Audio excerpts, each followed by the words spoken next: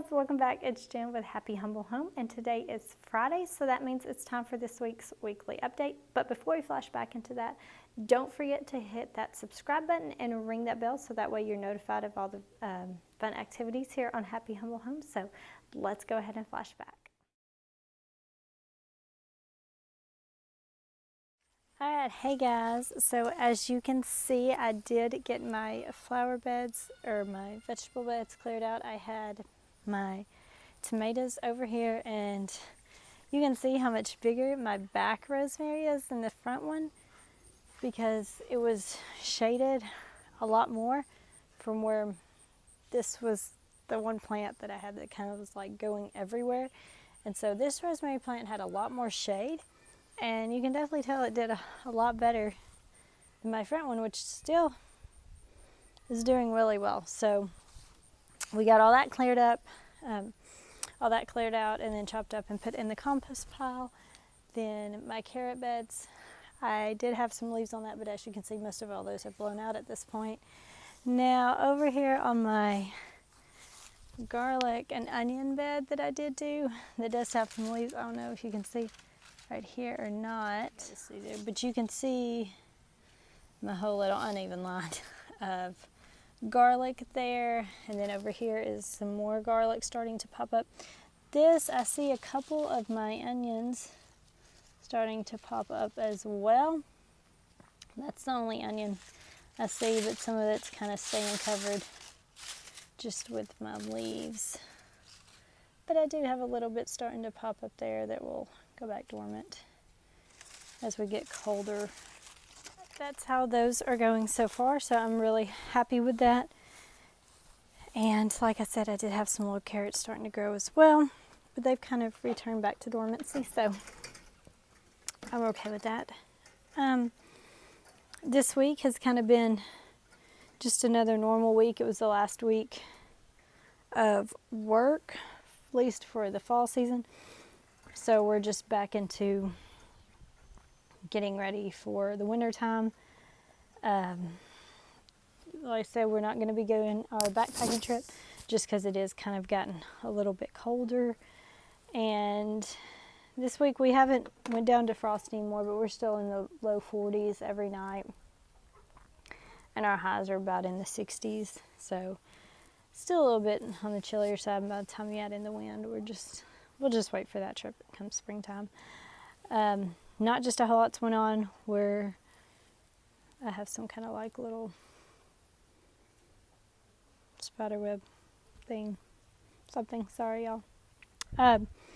But school and all has been going really well. Like I mentioned before, we've been taking our ASL class, which I think we only have like 1 or 2 more weeks of that before we take a break.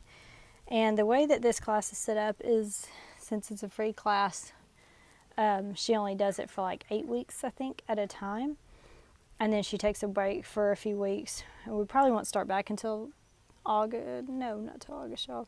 Till January. Probably, but during that time, me and the boys are still going to be keeping up with making sure that we're practicing our ASL and everything. So we're going to, sorry y'all, that sun is like really messing with me today for some reason. So we're going to be using a website called lifeprint.com. I'll be sure to leave it in the description. But it's basically a website where you can go to learn ASL, or American Sign Language.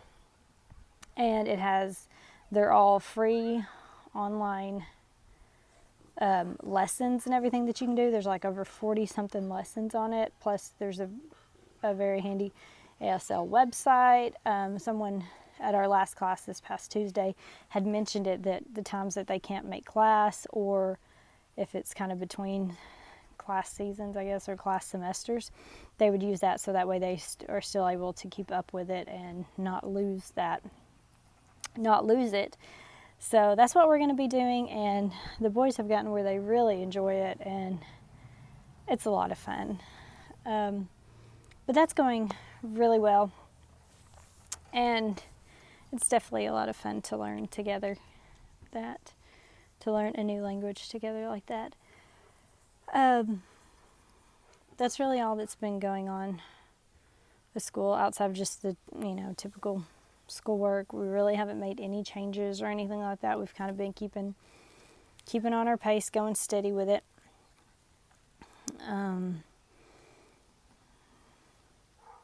Yeah, there's honestly not a whole lot to report, y'all. I know it's kind of hard to only have like a really short weekly update, but you know what, y'all? There's some weeks that just not a lot happens, and this is one of those weeks. I was just focused on getting work finished up and then just trying to get some few things here. I did get some wheat berries, so I will be playing around with using my food processor to grind those up, because I've heard people say that you can, and then some people say that you can use a coffee grinder. So we'll probably just play around with that. I'll probably make a separate video on that just to be like, can you use it, and we'll find out. So keep an eye out for that video. That will be coming up pretty soon, because I need to get that all I need to get those, or kind of get around with playing around with that, so I can make sure how I'm going to grind those all up.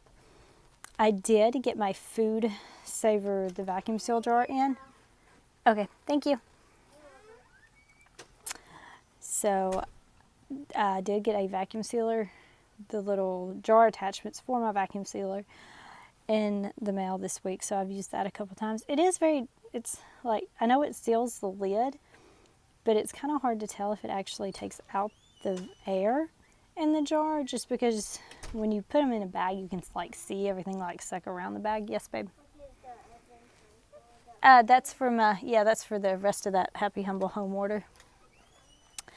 So when it's in a mason jar, though, it's hard, like you can't see it, like, for lack of better words, like crunch up. Like if you put a piece of bread in there, you can't really see it like squish the bread, kind of, I guess. I don't know how else to explain it, y'all.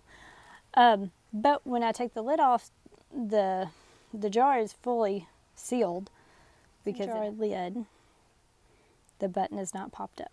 I guess that's what I'm trying to say. I don't know. But it does depress the button like it's supposed to. And I mean, whenever you if you open it back up, you can hear, that distinctive sound when the button pops. So it's just not, I guess it's just harder to tell if it actually did what it was supposed to. Like you can see in the bags, you can see it sucking out the air. But it's not that easy in a jar. So, but it's sealing the jars. So that's what we're going with here. I've used it on some little bit of zucchini or yellow squash that I dried, some yellow squash, some basil, and my orange peel jar that I have full of, or an orange peel jar that's full. But I will be doing an extra little add-on for that specific jar attachment. But I did get it, and it does seem to be working. So yeah, if y'all have any other way to like be able to really tell, other than the fact that my lid is sealed on there like it's supposed to be. So until I could say otherwise, I'm saying that it seals fine and it works really well still. Pretty much wraps it up, y'all. So as always, you have any questions or comments, be sure to leave them in the comment section below, and I'll leave that link for the ASL website in the comment section as well. And as always, y'all have a great week, and I'll check in with y'all later.